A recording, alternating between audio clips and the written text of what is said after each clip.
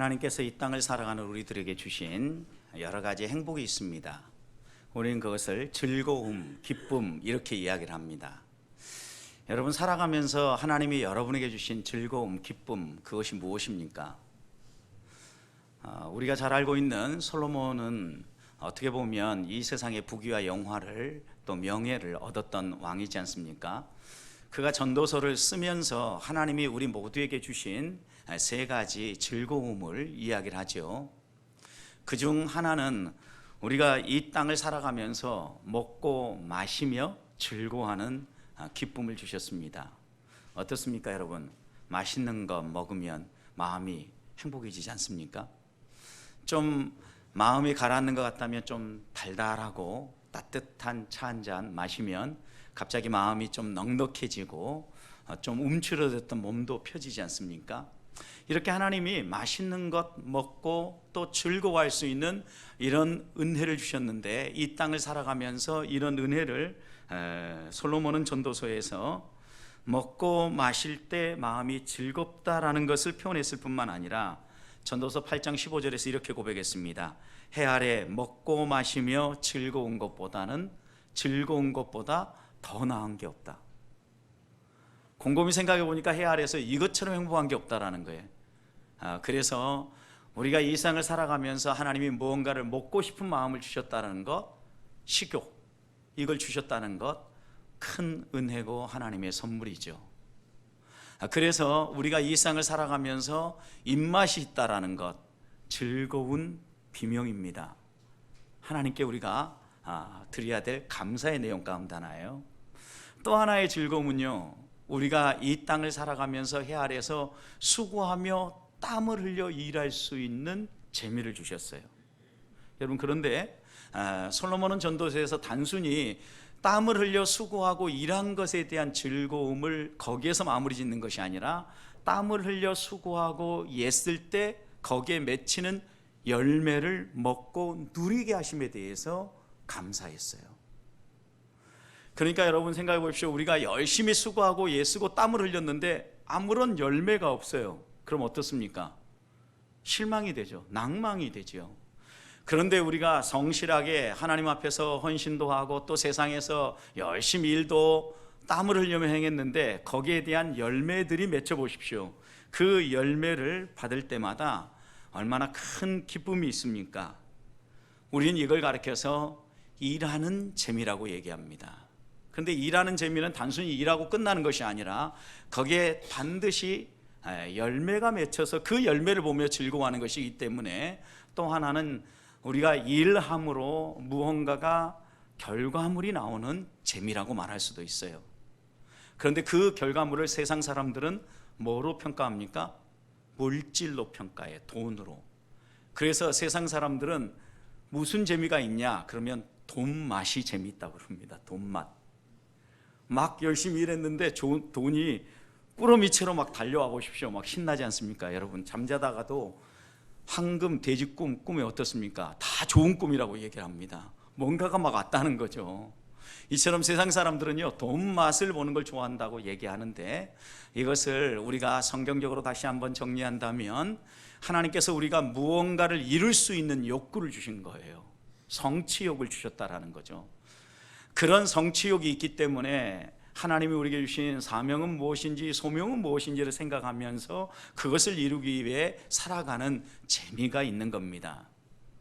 또 하나의 재미를 이야기했는데요, 그것은 혼자 사는 것보다 함께 사는 재미입니다.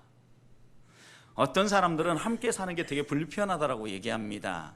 나 혼자면 내 마음대로 할 수 있는데 여행을 갈 때도 혼자 가면 내가 가고 싶은 대로, 내가 먹고 싶은 대로 내가 무엇이든 다 할 수 있는데 함께 하니까 되게 불편하다고 얘기합니다.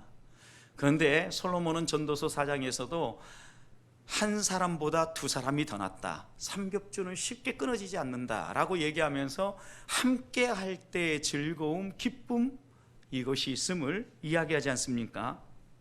여러분, 이것은 더불어 함께 살아가는 재미라고 말할 수 있는데, 사람이 서로 다르다라는 것을 인정하고 그 다름을 서로 보완해 가면서 함께 어느 한 공동체든 한 교회든 가정이든 아름답게 이끌어갈 때 거기에서 주어지는 행복이 있다는 거예요. 우리는 이걸 가르쳐서 여러 사람들이 더불어 함께 살아가며 서로를 인정하고 용납하고 받아주면서 누리게 되는 즐거움이라고 이야기를 합니다. 더불어 살아가는 재미죠. 함께 살아가는 재미입니다. 그런데 함께 사는 것이 쉽지 않다라는 것은요, 우리가 살아가는 세상에서 많이 경험을 하는데, 특별히 함께 사는 것이 좋아서 함께 살기로 다짐하는 일들이 있죠. 이게 뭡니까? 결혼이라고 얘기를 합니다. 결혼. 그런데 한번 함께 살기로 다짐했던 결혼한 사람들이 끝까지 쭉 그 결혼의 관계를 유지합니까? 그러지 못하는 경우가 많지요, 여러분. 그래서 2018년 통계에 의하면 우리나라 결혼한 사람들의 이 퍼센티지가 약 11만 건 정도가 이혼의 건수로 이렇게 접수가 되어지고, 이혼되어지는 퍼센티지는 약 30% 정도 된다고 합니다. 얼른 생각해 봐도 이 수치가 조금 더 곰곰이 생각을 해봐야 될 것 같은데, 2012년부터는 이혼의 건수가 갈수록 통계에 의하면 줄어들고 있다고 합니다. 좋은 현상이죠. 그래서 그런지 경제협력개발기구인 OECD 국가 가운데 상당히 많은 부분을 우리가 1등을 하고 있는데, 감사하게도 이 이혼율만큼은 9등을 했습니다.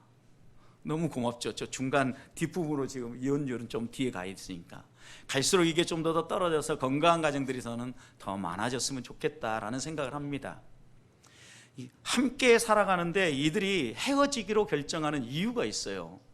그것이 뭔가를 봤더니 3가지 정도가 가장 많이 그 헤어짐의 이유로 나왔는데, 하나는 성격 차이, 또 하나는 배우자의 외도, 부정한 행위, 또 하나는 경제적 이유를 얘기했어요. 20대와 30대가 가장 우선으로 뽑았던 것은, 이혼의 가장 큰 이유로 뽑았던 것은 성격 차이입니다. 그런데 40대와 50대가 이혼의 사유로 가장 많이 뽑았던 것은 배우자의 외도입니다. 부정행위입니다. 여러분, 이런 걸 보면 세대별로 무엇 때문에 갈라서는지를 알 수 있는데, 여러분 생각해 보십시다.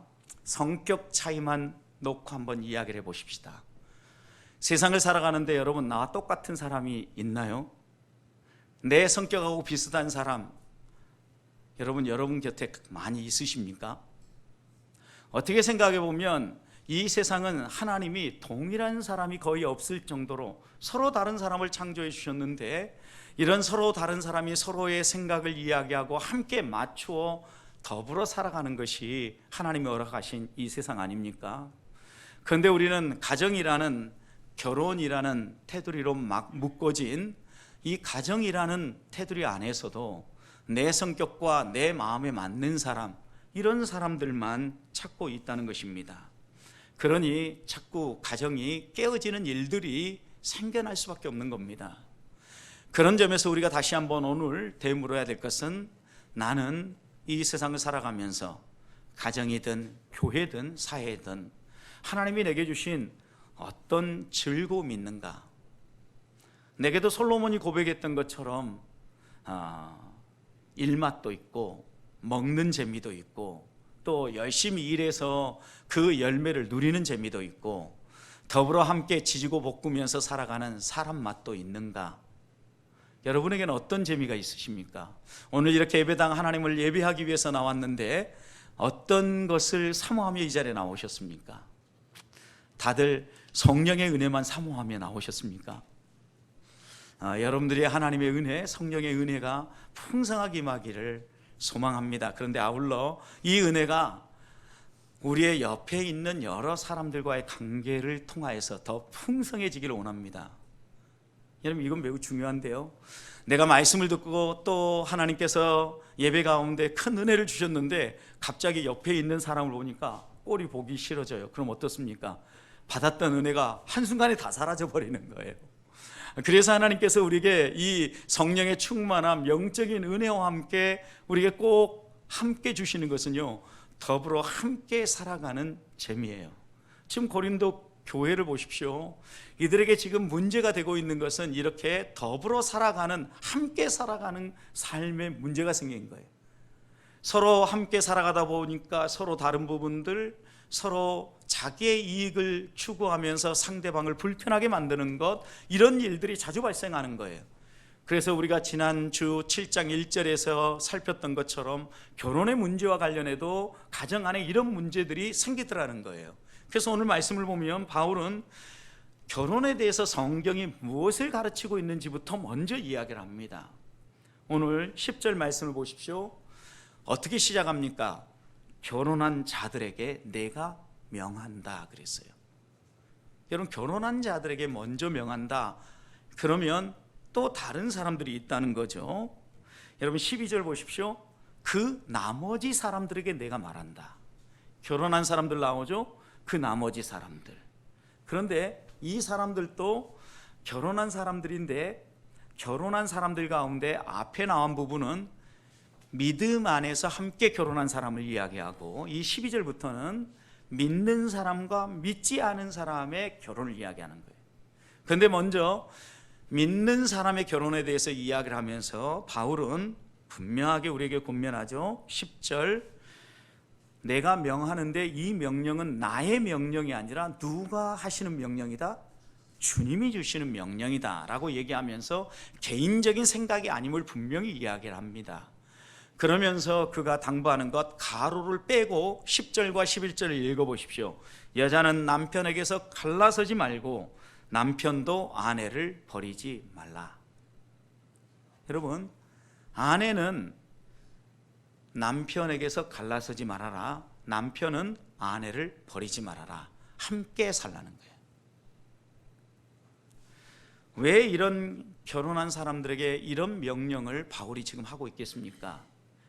그 당시의 배경 문화를 우리가 좀 이해해야 합니다. 고린도 교회 안에 지금 어떤 문제들이 발생하고 있었냐면, 첫 번째는 금욕주의자들이 야, 결혼하면 안 돼, 결혼하지 말고 하나님께 충성하고 주님이 언제 올지 모르는데 주를 위해서 더 헌신하고 봉사해야지, 개인적인 즐거움과 쾌락을 위해서 살면 안 돼, 이러면서 결혼 자체를 부정하고 결혼을 거부하는 사람들이 있었어요. 그래서 그런 사람들을 향하여서 바울은 지금 권면하고 있는 거죠. 또 하나, 그들 가운데는 유대인들도 있었고 또 유대교부터 지금까지 믿어오는 사람들이 있었는데, 유대인들에게는 그 당시에 이런 마음들이 많이 작용하고 있었고, 또 그 헬라 로마 사회도 이런 마음들이 많이 작용하고 있었는데, 어떤 마음이냐면 여자는 남편과 이혼할 수 없고 남편은 어떤 이유가 되었든지 상관없이 이혼을 원하면 언제든지 이혼할 수 있다, 이렇게 생각한 거예요.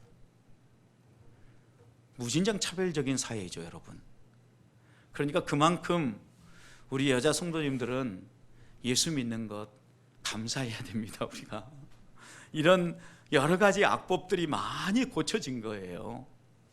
그 당시에 이런 문화를 가지고 있었기 때문에 남자들 가운데는요, 음행해도 상관도 없고 그냥 아내를 그냥 버려도 상관없다고 생각해요. 그러니까 바울이 주의 명령이라고 얘기하면서 아내는 어떤 이유가 됐든지 갈라서지 말고, 남편하고 사는 게 너무 힘드니까 내가 더 이상 못 살겠다 이렇게 갈라서지 말고, 또 남편은 내가 살다 보니까 이 사람 더 이상 살기 싫어, 짜증나, 내버리지 말라는 거예요. 표현이 지금 다르잖아요.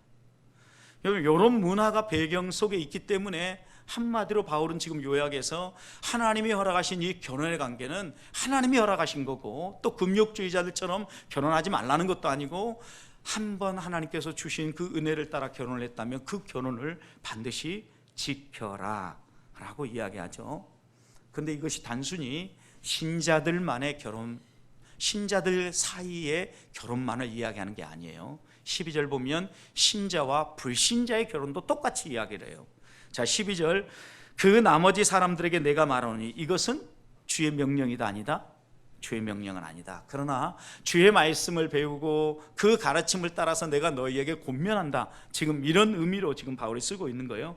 만일 어떤 형제에게 믿지 아니하는 아내가 있는데, 그 아내가 믿지 않는 아내인데 그 남편하고 살기를 좋아해요. 그럼 버리지 말라는 거예요. 이와 반대도 나오죠. 13절 어떤 여자에게, 이 어떤 여자는 믿음의 여인이에요. 믿음의 여인에게 믿지 아니하는 남편이 있다는 거예요. 그런데 믿지 아니하는 이 남편이 그 아내와 살기를 좋아해요. 그렇다고 하면 갈라서지 말라는 거예요. 그러니까 불신자와 신자의 결혼 중에 분명하게 교훈하는 것은, 만약 불신자가 신자와 살기를 원한다고 하면 신자가 믿지 않는다는 이유 때문에 갈라서지 말라는 거예요. 이게 주의 명령은 아니지만 바울이 자기가 경험하고 깨달아 보니까 이렇게 성경은 가르치고 있다라고 자기가 깨달은 바를 고린도 교회에 권면하고 있는 거죠. 자, 그렇다고 하면 어떤 경우든 이혼하면 안 되는 거죠. 여러분은 반응을 안 보였으므로 저의 낚시에 안 걸렸습니다. 어떤 경우에도 이혼하지 말라라고 성경은 이야기하는 게 아니에요. 모세의 율법에도 정당한 사유가 있으면 이혼 증서를 써서 이혼하라 그랬잖아요. 그러나 우리 주님은 그렇게 하면 안 된다라고 이야기를 하면서 이혼의 케이스에 대해서 마태복음 5장 32절 이렇게 얘기합니다. 음행한 연고 없이. 그러니까 이걸 반대로 적용을 하면 음행이라는 문제에 걸리면 이혼할 수도 있다라는 게 주님의 가르침이죠. 여러분, 우리는 기독교적 신앙관 속에서 살아갈 때 분명한 결혼에 대한 성경의 1차적인 가르침에 대하여서 마음에 새겨야 돼요. 하나님은 더불어 함께 살아가라는 거예요. 갈라서지 말라는 거예요. 갈라서려고 할 때 이 갈라서지 말라는 명령을 통하여 우리에게 주시는 교훈이 무엇입니까? 너희 자신의 욕심과 이익을 위하여서 너희의 필요를 채우기 위하여서 결혼 생활을 유지하거나 결혼 생활을 깨지 말라는 거예요. 많은 경우 결혼을 하는 이유도, 결혼을 깨는 이유도 나의 필요를 채우고 나를 위하여서, 나의 이익을 도모하기 위하여서 만나기도 하고 깨기도 하는데, 이것은 성경이 가르치는 바가 아니라는 거죠. 적어도 우리의 삶이 하나님의 주권 아래 있다고 하면, 하나님이 두 사람을 만나게 하셨다라고 하면 그 하나님을 신뢰하며 조금 불편하고 조금 어려움이 있어도 그 결혼 관계를 잘 살려내라는 거죠. 더불어 함께 살아가라는 거예요. 그러면서 우리의 삶을 통하여서 하나님이 보이고자 하시는 바가 무엇인지 가정에서 하나하나 보이며 살아가라는 거죠.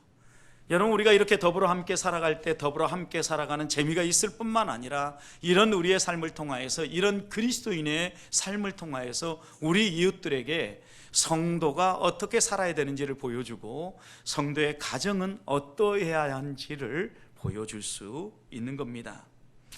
사랑하는 성도 여러분, 하나님이 우리에게 허락하신 가정은 천국의 모형이며 또한 하나님의 선물입니다. 그렇다고 하면 우리가 신자 사이에 결혼을 했던 불신자와 결혼했던, 하나님은 갈라서는 것을 원치 않으십니다. 우리를 통하여서 다시 한 번 더 하나님이 원하시는 바가 무엇인가를 마음에 새기면서 가정이 살아남으로, 이 가정에서 하나님이 주시는 놀라운 은혜가 여러분의 신앙생활과 여러분의 사회생활에 힘이 되고 원동력이 될 수 있기를 주님의 이름으로 축복합니다. 두 번째입니다. 갈라서지 않고 함께하라고 이야기할 때 분명한 유익이 있기 때문에 그래요. 우리 주님은 바울을 통하여서 그 유익이 무엇인가에 대해서 또 교훈하죠. 14절 말씀을 보십시오. 이혼하지 아니함으로 어떤 유익이 있을 것인가에서 얘기하는데, 믿지 아니하는 남편이 아내로 말미암아 어떻게 돼요? 거룩하게 되고, 믿지 아니하는 아내가 남편으로 말미암아 어떻게 돼요? 거룩하게 된다는 거예요. 여러분, 적어도 우리들이 이런 결혼의 관계를 유지함으로 지금 이 14절의 배경은 믿는 배우자와 믿지 아니하는 배우자 사이에서 이야기죠.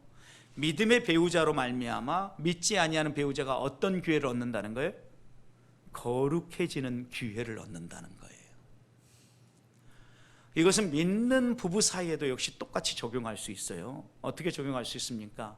여러분, 두 사람이 함께 더불어 살아감으로 서로를 보면서 어때요? 견제도 되어지지만 서로의 시선을 의식하면서 하나님 앞에서 내 행동을 조심합니다. 그러면서 신자 사이의 결혼 관계에서도 함께함으로 말미암아 거룩해지는 유익이 있다라는 거예요. 적어도 이런 유익이 있으니까 너희가 신자 간이든 아니면 불신자와 결혼했던 그 결혼을 깨지 말라는 거예요. 문제는 우리가 이런 신앙생활에 나아갈 때 신자의 이 거룩함이 불신자로 말미암아 오염되어지고 더러워진다라고 생각하는 거예요. 그래서 신자와 불신자와의 이 관계에서 신앙생활이 많이 어렵다라고 많은 사람이 이야기하지 않습니까?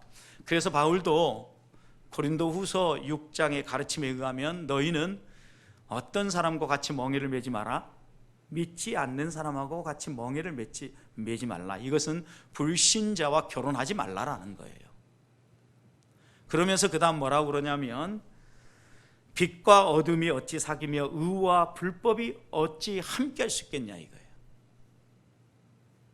여러분, 그러니까 바울의 가르침이 분명한 것은 너희가 결혼을 이미 했다고 하면 불신자라고 해서 갈라서지 말고 그 결혼관계를 유지함으로 거룩함을 세워가고 서로 하나님 앞에 가까이 나아가고 또 한 사람이 구원받을 기회를 얻지 않습니까? 여러분, 오늘 16절 말씀을 보십시오. 어떤 유익이 또 있습니까? 16절을 보시면 아내된 자여 내가 남편을 어떻게 할지 구원하는지, 또 아내된 자여 이렇게 얘기한 것처럼 또 남편된 자여 내가 아내를 어떻게 할지 구원하는지 누가 알 수 있느냐? 이럴 수도 있다라는 거예요. 그러니 너희가 이 결혼의 관계를 깨지 말고 계속 유익함을 생각하며 유지하라는 거예요. 그러나 바울의 1차적 관심사는 뭐예요? 불신자와 결혼하지 말라는 거예요. 많은 사람들이 이런 얘기를 합니다. 특히 믿음의 딸을 가진 부모들이 이런 얘기를 더 많이 합니다. 사익감, 그러니까 남편감을 이렇게 찾아서 헤매다 보면 마음에 드는 배우자감이 없대요. 그리고 좀 배우자감에 괜찮다라고 생각하면 능력이 없답니다. 그리고 뭐가 또 빠진답니다. 그러면서 그 다음 와서 하는 얘기가 오늘 이 본문 같은 이런 얘기를 듣는 거예요. 유익함이 있지 않냐고. 그렇게 믿지 아니하는 사람을 거룩하게 만들기도 하고 또 그를 믿게 만들어서 구원하면 더 좋은 거 아니냐고. 그러니 불신자와 결혼하는 거 목사님 좀 괜찮은 거 아니에요? 이제 솔직하게 표현하면 불신자와 결혼을 준비하면서 저한테 이렇게 얘기하면 그나마 다행이죠.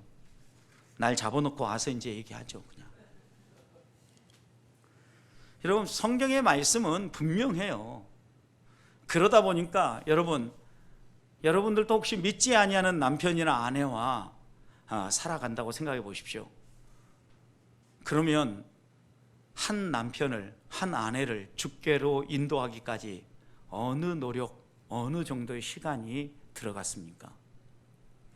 표현할 수 없죠, 여러분. 쉽게 나온 남편도 있고 쉽게 나오신 아내도 있을 겁니다.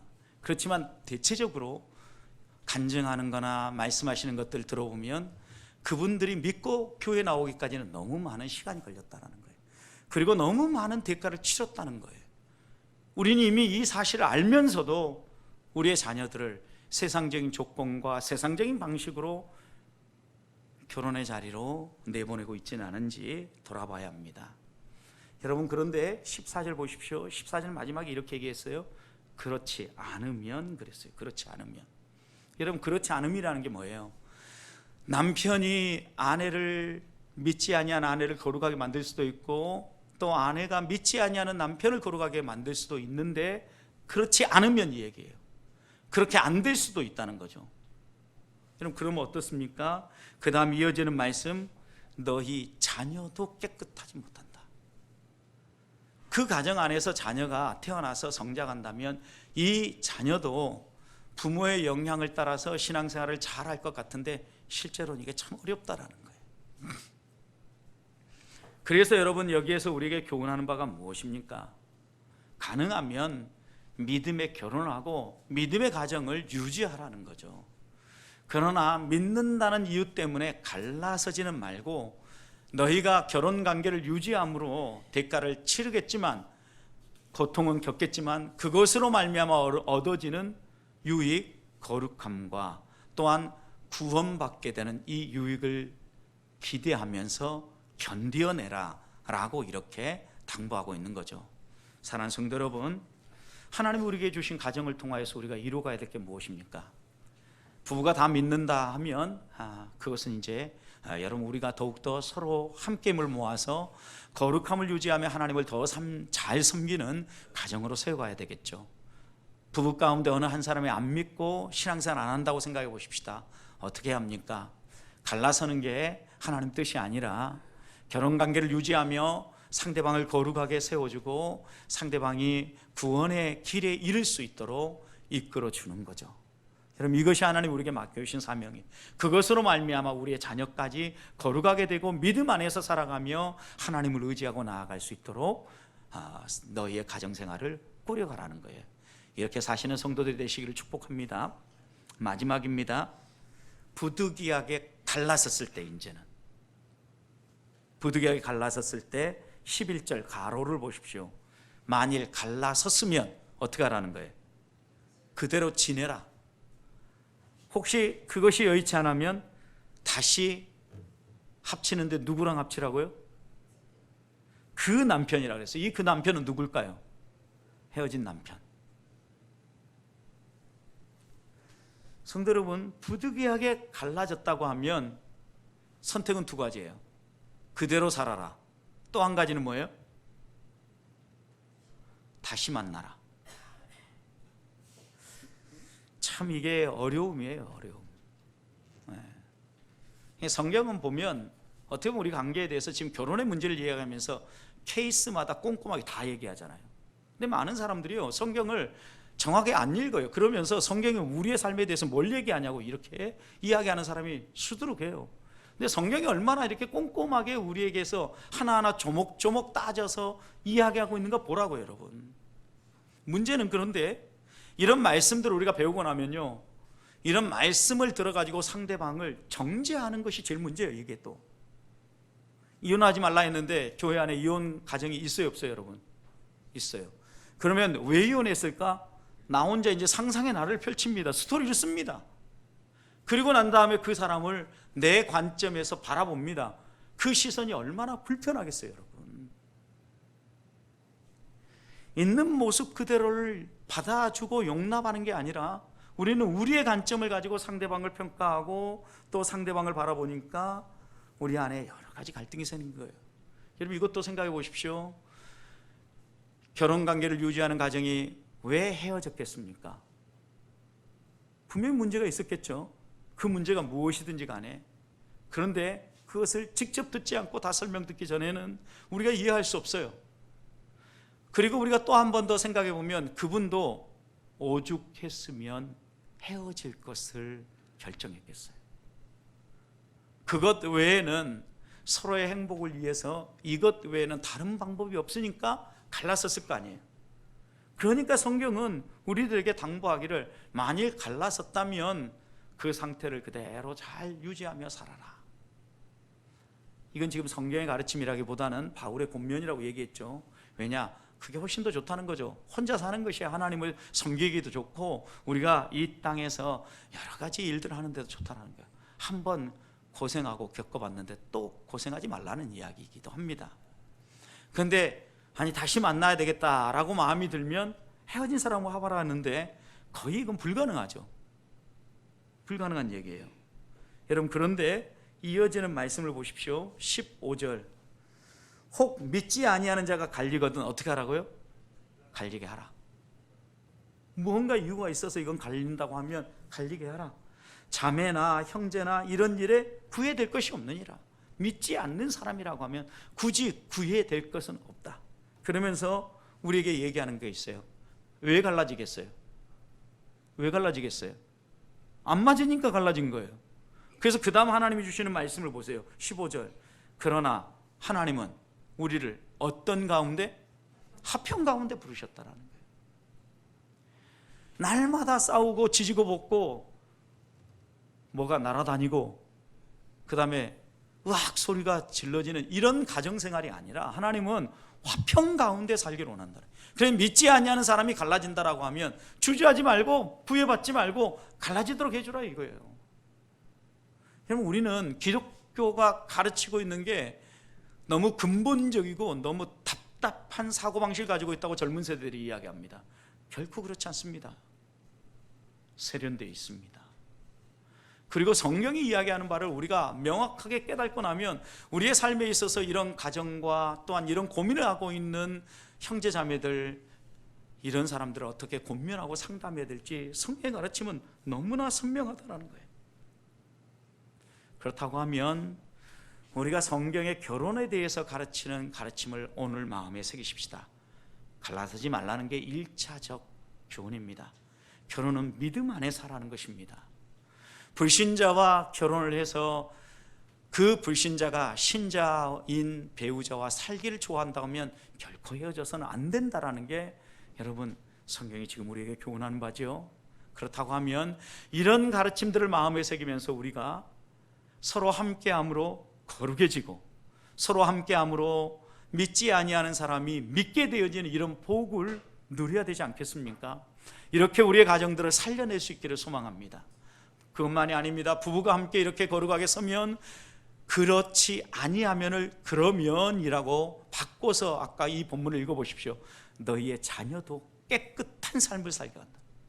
이런 부부의 거룩함이 결국은 자녀의 거룩함으로도 전달되어져서 가정이 하나님 앞에서 건강하게 되어지고 이 가정을 통하여 하나님의 영광이 드러나는 복된 삶을 살 수 있다는 거예요. 그렇지만 믿지 아니하는 사람들이고 설령 믿는 사람과 불신자라고 하면 날마다 싸우고 지지고 볶고 서로 사는 것이 좋지 않다고 생각하면 어떻게 하라는 거예요? 갈라지도록 해주라는 거예요. 화평을 유지할 수 있도록 하라는 거예요. 하나님은 화평한 가운데 이 땅을 살아가면서 하나님이 우리에게 주시는 재미 누리기를 원하는 거예요. 여러분 날마다 싸우는데 집에서 밥 먹는 게 맛있겠습니까?